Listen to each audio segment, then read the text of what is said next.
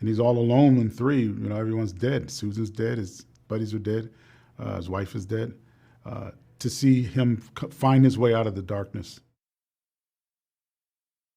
It's obviously this being a third entry in a trilogy. How kind of keen were you for it to have a slightly different tone and a slightly different feel to the previous 2 films? I'm very excited about that. You know, I mean, each script I read them as their own their own movie, right? So it has to take on a different approach, a different look, right? A different pacing and everything with the camera.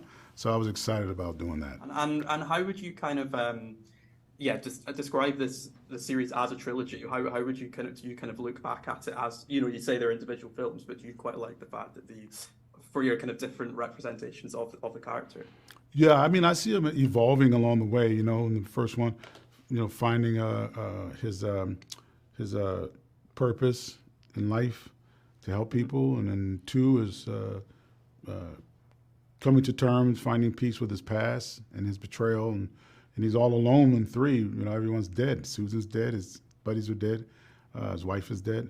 To see him find his way out of the darkness. So it's a good journey. In terms of, you know, obviously we've seen the Mafia, the Camorra kind of in quite a lot of different films. Mm-hmm. When you're kind of portraying them, how much do you kind of draw on previous cinematic portrayals? How much do you kind of not want to lean too much into the stereotypes and have kind of characters that feel kind of unique as well as being kind of part of these crime families? You know, I try to make them as unique as they are, right? As the actors bring.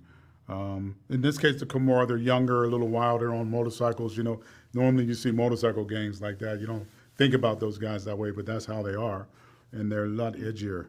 They're not just guys in suits. Vincent, obviously, the older one, plays that role, but they're all very interesting.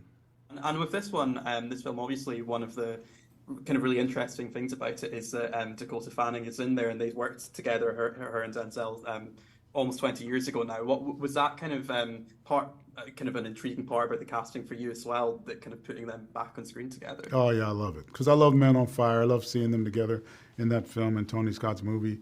And so when I got a call that Dakota was interested and wanted to play the role, we had lunch, and right away I was in love with her and was like, absolutely. You know, seeing her and Denzel on the screen together was just great, you know. Yeah, and was it kind of, what was their kind of dynamic like off camera as well? Was it nice seeing them together? Like a father and daughter, or, you know, he was so loving and he was so happy. He would look at me and go like, she's a grown up now, you know. It's like he was, you know, tickled about it, you know, so it was nice.